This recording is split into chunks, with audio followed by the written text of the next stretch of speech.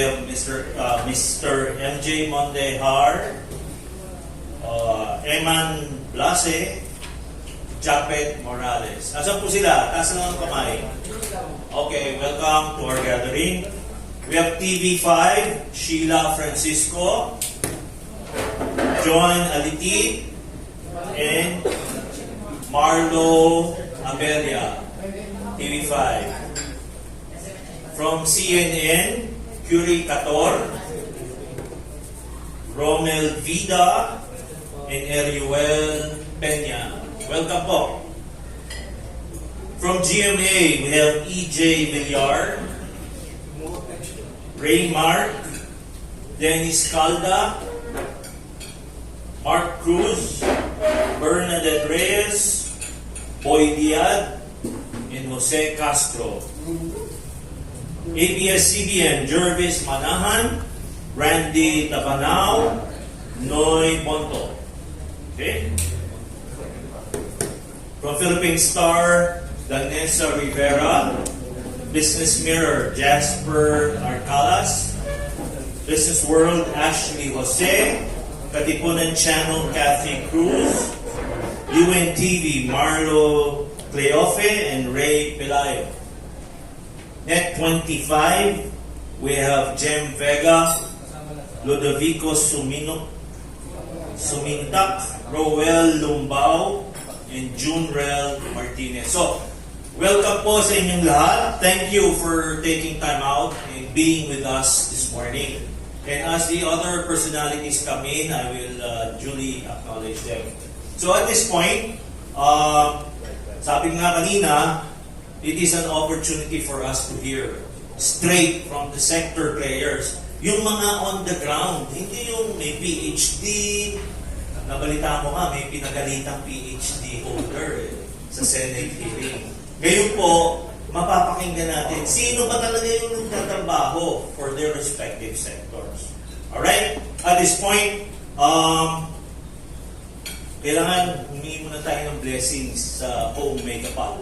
May I call on our Mindanao Director for PCAFI. PCAFI stands for Philippine Chamber of Agriculture and Food Incorporated. Our Regional Mindanao Director, Mr. Roberto Ansaldo. Please stand up for the invocation. In the name of the Father, and the Son, and the Spirit, and Heavenly Father, we lift up to you this occasion and event. We know that you are the architect of all that happens. Sometimes you understand it, sometimes you don't, but this event is one of those that I believe you have put together to be able to benefit the Filipino people.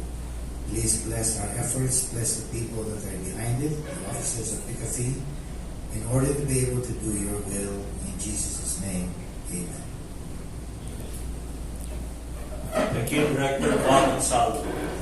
Take your seats, please. I'd like to acknowledge also some of our PCAFI members present this morning. We have our champion for the export sector of agricultural commodities, Mr. Philippine. We also have our bamboo champion. Alam niyo naman ang bamboo. Alam natin, under the Department of Environment and Natural Resources yan, yung commodity niya. Pero, in agriculture, we also give it a priority. And I'm referring to Mr. D.V. Sabeliano. I think he's just at the back. So, he's also present in our gathering. And later on, as the other officers and members of PCAFI come in, I will give them due recognition. At this point, to set the tone, kung ano ba yung tinitingnan natin for this morning's gathering, may I call on our Vice Chairman in the PCAFI group, and of course the lead convener of Alianza Agricultura and the President of the Philippine Water Security Movement, Mr. Ernie Ordoñez.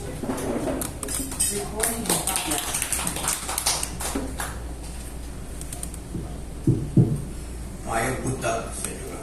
Good morning. Happy New Year. Happy New Year. Well, unang-una, this is a short message that starts with 4 lines about the first Christmas and about the New Year, and most importantly about the three kings. And it sets the stage for the whole year, and it pinpoints the role of media. Okay, here are the 4 lines, as I remember it from Bishop Fulton Sheen, as he said it. One night, out over the stillness of an evening breeze, out over the white-chalked hills of Bethlehem, there came a cry, a gentle cry. The earth did not hear the cry because the earth slept. The sea did not hear the cry, for the sea was filled with its own voice. But there were 2 types of people who heard the cry. The wise men, those who know they do not know everything, and the humble shepherds, those who know they know nothing. But from that day to this, only 2 types of people continue to hear the cry. The wise and the humble. The reason I mention that is because that is very relevant to our country, to us in agriculture, and to you, the media, and I'll tell you why. We heard about the ocean. It doesn't hear, because it's filled with its own voice. The government is like that, it's filled with its own voice. They cannot hear. But we also in the private sector, we are also guilty of that. We are filled with our own voice.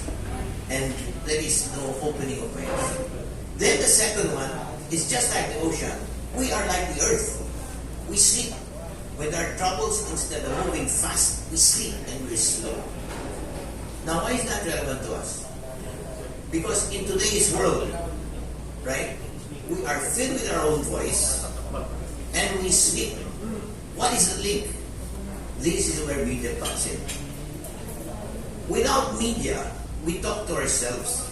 And in fact, I'd like to let you know that ever since you helped us a few months ago with our monthly forums, I've been watching the news, and the issues that we want our voice to be heard, never heard, they're there. More importantly, the other side, that it's filled with its own voice, looks at media and they get alarmed. Because when I was in government, that's what it was. It is the media that moves them. So media, you are really important in terms of the voice being heard. But with the media, then the earth sleeping, us doing nothing, that also changes. Because nung wala kayo, walang kayong sinasabi, walang nangyayari, walang nagigising. Dahil sa inyo, makita mo yung mga pronouncements galing sa Malacanang, galing sa secretaries, galing sa media. Nakita ba ninyo yun? Pag may media, bigla na lang may announcement. Nung wala kayo, dagdag kami, dagdag sila, wala nangyari. And everybody's sleeping. With you, both voices are heard, but more importantly, there is action. Because we know that, no? Pagkatapos ng media nyo, meron ng directive, may ganyan. Mga iba, galing sa press office, mga iba, nakikita natin sa DA.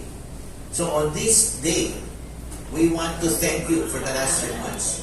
And as we go to the next year, we want to say, we are really relying on you so that the voice of the poor, the farmers, and the fisherfolk will be heard by the ocean on the other side. But in turn, we will also listen to them. So I'd like to say that, okay? The second point is this. As shown by our moderator, we have sectors, and you do not hear from PhDs who don't know what's going on. You hear from people on the ground. But as our president instructed me, he said, mula ngayon, hindi lamang sektor, kundi issue. Sinabi niya sa akin, dahil tubig po ako, tubig. Sabi niya, yung water, next month yun, pero it will be ongoing. Today may sector tayo, may special tayo. Di ba? Yung IP. You know, 25% of our land is IP. And what is happening there? Nothing. Actually, many things. It's getting destroyed. No more water, kaingin, etc. You know? So I'd like to say that we rely on you, the media, will take care of the noise. You take care of the no action, because by your move, we've seen it in the last few months, and we thank you.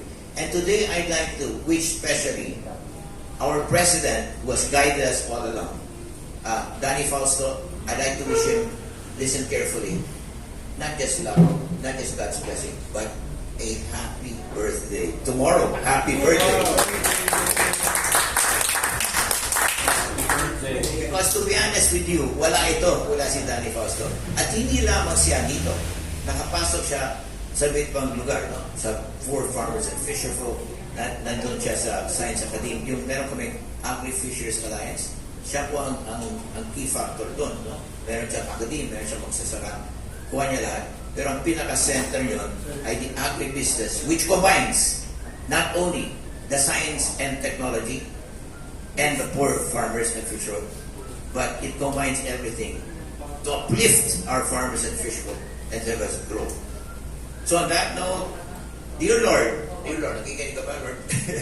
Dear Lord, we don't hear you, no? We don't hear you. But we know you're guiding us. So please give us wisdom and humility. The wisdom of the wise men, the humility of the humble shepherds. And as we go through, give our president not only wisdom and humility, but the enthusiasm and the leadership that we need for our country to progress, in our country and our nation to go forward. Happy birthday, Mr. President.